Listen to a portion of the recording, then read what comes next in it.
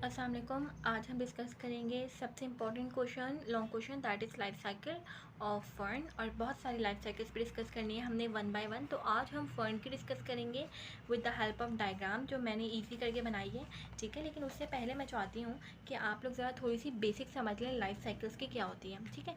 तो आपने ये याद रखना है कि लाइफ साइकिल्स जो है ना वो ऑल्टरनेशन ऑफ जनरेशन के हिसाब से चल रही होती है, ठीक है। ऑल्टरनेशन ऑफ जनरेशन के हिसाब से, यानी कि एक जनरेशन दो तरह की आपके पास जो है ना वो आ सकती हैं। आपके पास गैमेटोफाइट आ सकता है, गैमेटोफाइटिक स्टेज आता है लाइफ साइकिल में, और एक स्टेज आता है स्पोरोफाइट स्टेज की, स्पोरोफाइट फेज, ठीक है। किसी में आपके पास गैमेटोफाइट डोमिनेंट होता है और किसी में स्पोरोफाइट डोमिनेंट होता है, ठीक है। अच्छा जी, अब गैमेटोफाइट क्या होता है? गैमेटोफाइट जो है वो प्रोड्यूस करता है गैमीट्स, सही है। गैमीट्स जो होते हैं वो मेल गैमीट्स भी हो सकते हैं और फीमेल गैमीट्स भी हो सकते हैं। जो गैमीट्स हैं ना वो हैप्लॉइड होते हैं, यानी कि वो एन होते हैं, यानी कि मेल गैमीट्स भी एन होंगे और फीमेल गैमीट्स भी एन होंगे। ये दोनों जब फ्यूजन करते हैं सेक्सुअल रिप्रोडक्शन के थ्रू तो हमारे पास जाइगोट बनता है, ठीक है। और जाइगोट का हैप्लॉइड होगा डिप्लॉइड होगा, ऑब्वियसली जाइगोट डिप्लॉइड होगा क्योंकि n plus N obviously 2n होगा, ठीक है। और फिर जाइगोट बना होकर क्या बनता है? एम्ब्रियो बनता है, और एम्ब्रियो जो होता है वो भी 2n होता है। उसके बाद एम्ब्रियो माइटोसिस, नज़र नहीं आ रहा, सॉरी। उसके बाद एम्ब्रियो जो है वो माइटोसिस के प्रोसेस के थ्रू, माइटोसिस का प्रोसेस वो होता है इसमें अगर 2n है तो वो 2n ही रहेगा। माइटोसिस के प्रोसेस के थ्रू सेल डिवीजन करके स्पोरोफाइट बन जाता है। स्पोरोफाइट इसका मतलब क्या होगा? 2n होगा, ठीक है। उसके बाद हमारे पास स्पोरोफाइट को मैं यहाँ पे, ये जो स्पोरोफाइट बना है ना यहाँ पे, इसको मैं यहाँ पे डिफाइन करती हूँ। स्पोरोफाइट जो है वो 2n है, सही है। और स्पोरोफाइट जो है एसेक्सुअल रिप्रोडक्शन के थ्रू हमारे पास स्पोर्स बनाएगा, ठीक है। और यहाँ पे जो माइटोसिस यूज़ होगा, मियोसिस यूज़ होगा, ठीक है। मियोसिस का मतलब क्या होता है कि अगर कोई चीज़ 2n है तो वो n हो जाएगी, ठीक है। यानी कि डिप्लॉइड से हैप्लॉइड हो जाएगी, यानी कि डिप्लॉइड था तो स्पोर्ट्स क्या होंगे? स्पोर्ट्स हैप्लॉइड होंगे, यानी कि n होंगे। और फिर जो स्पोर्ट्स हैं वो बड़े होकर क्या बनाते हैं? गैमेटोफाइट बनाते हैं। और गैमेटोफाइट की हमने बात की थी कि वो मेल गैमेटोफाइट भी हो सकता है और फीमेल गैमेटोफाइट भी हो सकता है, यानी कि एक गैमेटोफाइट का अगर हम देखें तो वो एन होता है। तो इस तरह से ये पूरी लाइफ साइकिल चलती रहती है। ये बेसिक थिंग, अगर आपने ये बेसिक समझनी है तो आपको अगली 4 लाइफ साइकिल जो हम डिस्कस करने जा रहे हैं वो समझ में आ जाएंगी। तो हम स्टार्ट करते हैं फर्न से। अच्छा जी, तो बच्चों स्टार्ट करते हैं लाइफ साइकिल ऑफ फर्न। अच्छा, लाइफ साइकिल ऑफ फर्न जो है लाइफ साइकिल ऑफ एडियांटम या लाइफ साइकिल ऑफ डायोप्टेरिस के नाम से भी आ सकती है, क्योंकि एडियांटम डायोप्टेरिस फर्न एक ही चीज़ है। तो घबराना नहीं अगर इस नाम से आ जाए, क्योंकि कान इस तरह पकड़ो उस तरह बात एक ही है, ठीक है। तो आपने आंसर यही वाला याद करना है, बस यहाँ फर्न्स की जगह एडियांटम लिखते रहना, यहाँ जो भी नाम दे दें, ठीक है। अच्छा, जिस तरह से मैंने लिखा है एग्जैक्ट उसी तरह से लिखोगे तो इंशाल्लाह you are going to get full marks, ठीक है। तो पहले वीडियो पूरी देखें, स्टार्ट करते हैं। सबसे पहले आपने इंट्रोडक्शन की हेडिंग डालनी है और इसमें फर्न के बारे में थोड़ी सी बात बतानी है कि फर्न्स जो है वो स्पोर प्रोड्यूसिंग वेस्कुलर प्लांट्स हैं, यानी कि वेस्कुलर प्लांट्स हैं तो मतलब क्या होगा कि इनके अंदर 2 वेस्कुलर टिश्यूज़ होंगे, जाइलम भी होगा और फिलोइम भी होगा। और ये स्पोर प्रोड्यूसिंग प्लांट यानी कि स्पोर प्रोड्यूस करते हैं। उसके बाद इनका जो साइज़ है वो स्मॉल भी हो सकता है और स्मॉल से लेकर जो है वो बड़ा भी हो सकता है। कोई स्मॉल होगा और कोई बहुत बड़े प्लांट्स भी हो सकते हैं। यहाँ पे ट्रीज कर लें तो अच्छा लगेगा। उसके बाद हम कहते हैं कि फर्न्स के अंदर जो है हीट्रोमॉर्फिक ऑल्टरनेशन ऑफ जनरेशन होती है। ऑल्टरनेशन ऑफ जनरेशन मैंने अभी आपको समझाई है कि स्पोरोफाइटिक भी होता है और गैमेटोफाइटिक भी होता है, ठीक है। तो हम डिस्कस करेंगे डिटेल में, तो मैं और भी बता दूंगी तुम्हें। उसके बाद जो तमाम फर्न्स हैं वो होमोस्पोरस होते हैं, यानी कि जो स्पोर्स प्रोड्यूस करते हैं वो होमो मीन्स सेम, यानी कि single type of spores produce कर रहे होते हैं। इसका क्या मतलब है वो हम आगे जाके देखते हैं। तो पहले हम इसके स्पोरोफाइट को डिस्कस कर लेते हैं। जो उसका स्पोरोफाइट है, मैंने अभी बताया कि गैमेटोफाइट या स्पोरोफाइट में से कोई एक जनरेशन जो है डोमिनेट होती है। तो जो फर्न है उसके अंदर स्पोरोफाइट डोमिनेंट होगा और इसके अंदर भाई बाकायदा रूट्स होंगी, बाकायदा स्टेम होगी, बाकायदा लीव्स होंगे और वेस्कुलर टिश्यू भी प्रेजेंट होगा। वेस्कुलर टिश्यू कौन कौन से? 2, एक जाइलम और एक फिलोइम, मैंने अभी ऊपर बताया। और इनके जो लीव्स होंगे वो भी लार्ज होंगे, क्योंकि डोमिनेंट है ना, लार्ज होंगे। और इनके लीव्स को, फर्न के लीव्स को हम फ्रॉन्ट्स कह रहे होते हैं। और जो स्पोर्स हैं वो प्रोड्यूस होंगे इनके एक ऑर्गन में। स्पोरोफाइट है तो स्पोर्स बनाएगा। और कौन से ऑर्गन में बनाते हैं स्पोर्स? स्पोरेंजिया में स्पोर्स बन रहे, स्पोरेंजिया में स्पोर्स बन रहे होते हैं। Then we have gametophyte. अच्छा, गैमेटोफाइट जो है डोमिनेंट नहीं होता, वो रिड्यूस्ड होता है स्मॉल सिंपल प्रोथाइलस में। इनका सिंपल सा प्रोथाइलस या प्रोथाइलस मतलब बॉडी, सिंपल सी होती है, स्मॉल सी होती है। और प्रोथाइलस के अंदर रिप्रोडक्टिव ऑर्गन्स हैं, क्योंकि गैमेटोफाइट है तो मेल रिप्रोडक्टिव ऑर्गन अलग होगा और फीमेल अलग।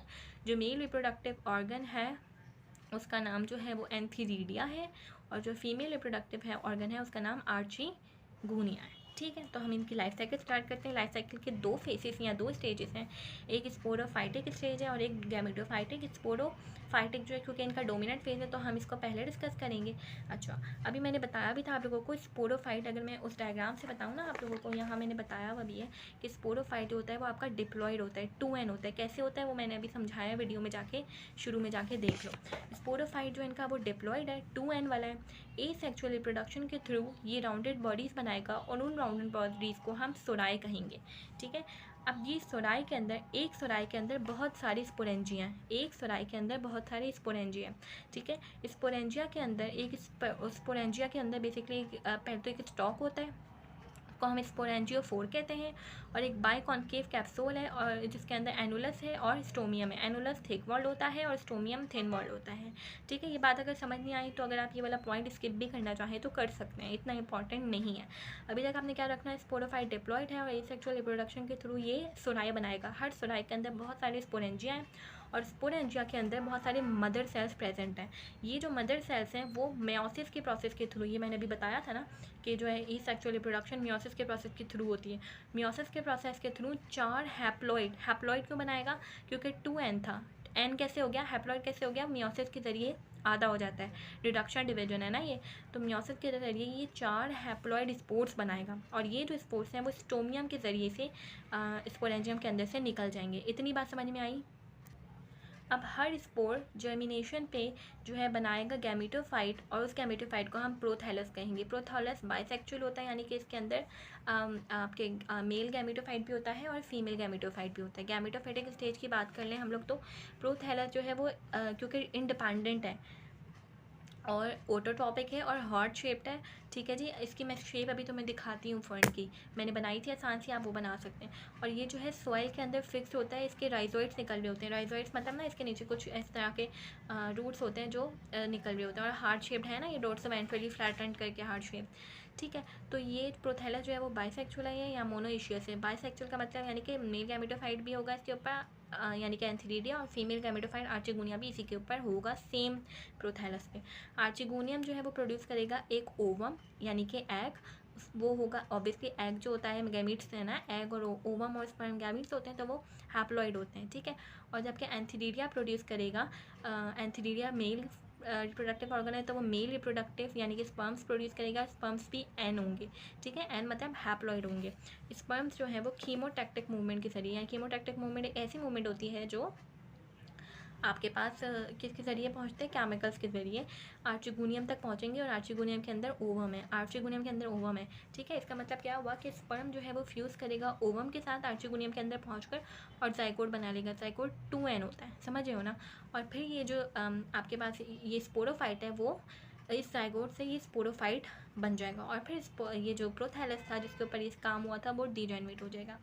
नहीं समझ आया तो मैं इस डायग्राम से भी एक बार बता देती हूँ, हमने कहाँ से स्टार्ट किया था अपने स्पोरोफाइट से। स्पोरोफाइट इस तरह का प्लांट है, इसके पूरे लीव्स वगैरह सब सही से है, पहले स्क्रीनशॉट ले लो फिर समझाती हूँ।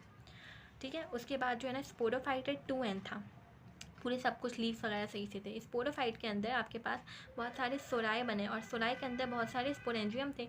स्पोरेंजियम एक ऐसा ऑर्गन होता है, ऑर्गन कह लो या क्या कह लो, ऑर्गन होता है जिसके अंदर से स्पोर्स निकलते हैं। ठीक है, स्पोरेंजियम मियोसिस के ज़रिए से आपके पास स्पोर्स निकालेगा, क्योंकि इसके अंदर मदर सेल्स होते हैं वो स्पोर्स निकालेंगे। स्पोर्स जो है हैप्लॉइड होते हैं। ठीक है, क्योंकि मियोसिस के ज़रिए मियोसिस ने क्या किया, इसके 2n को n में मियोसिस आधा कर देता है, n कर दिया। उसके बाद ये स्पोर्स, हर स्पोर बड़ा होकर एक यंग गैमेटोफाइट बनेगा, और हर गैमेटोफाइट बड़ा होकर एक जो है ना वो प्रोथैलस बनेगा, और प्रोथैलस के अंदर मेल गैमेटोफाइट भी होंगे और फीमेल गैमेटोफाइट भी होंगे। यहाँ हुई हमारी एसेक्सुअल रिप्रोडक्शन जिसमें कोई फ्यूजन नहीं हुई है, सिंपल जो है ना फ्यूजन नहीं हुई है इसमें, लेकिन सेक्सुअल रिप्रोडक्शन में अब फ्यूजन होगी। कैसे फ्यूजन होगी कि इसी के अंदर हमने बात की कि मेल गैमेटोफाइट है, मेल गैमेटोफाइट स्पर्म बनाएगा, और फीमेल गैमेटोफाइट भी इसी के अंदर है, वो भी ओवम बनाएगी। स्पर्म और ओवम n और n आके फ्यूज होंगे तो जाइगोट बनेगा 2n, और ये 2n बड़ा होकर हमारे पास यंग स्पोरोफाइट बनेगा। ठीक है, यंग स्पोरोफाइट बनेगा, गैमेटोफाइट तो है ही ना, उसके ऊपर एक स्पोरोफाइट बन रहा है। ठीक है, उसके बाद ये डीजेनरेट हो जाएगा तो हमारे पास ये स्पोरोफाइट बन जाएगा, दोबारा लाइफ साइकिल स्टार्ट हो जाएगी। समझ आया इतनी बात। हम अगली वीडियो में डिस्कस करेंगे लाइफ साइकिल ऑफ मॉस। अल्लाह हाफिज़।